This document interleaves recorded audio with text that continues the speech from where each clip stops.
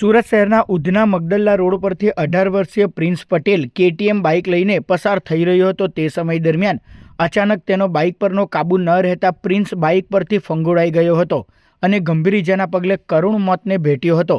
આ અકસ્માત એટલો ભયાનક હતો કે પ્રિન્સનું માથું ધડથી અલગ થઈ ગયું હતું। ઘટના અંગેની જાણ પોલીસને કરવામાં આવતા ખટોદરા પોલીસનો કાફલો સ્થળ પર દોડી આવ્યો હતો અને પ્રિન્સના મૃતદેહને પોસ્ટમોર્ટમ અર્થે ખસેડી વધુ તપાસ હાથ ધરી છે।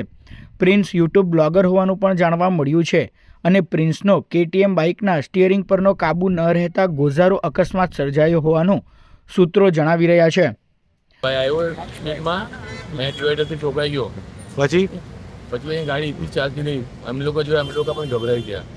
કંઈ નહીં, વાઇબ્રેટ થઈ ગયેલી એની ગાડી ડિવાઈડરમાં, હા એટલે ઠોકાઈ ગઈ, એની ગાડી સ્લીપ થઈ ગઈ। મેં જોયું એટલે ખોલ્યું એને માથું જ નહીં હતું, મોઢું જ હતું જ નહીં એનું। ઓકે તો અમે લોકો જોઈને ગભરાઈ 108 ને બોલાવી, 108 તરત આવ્યું।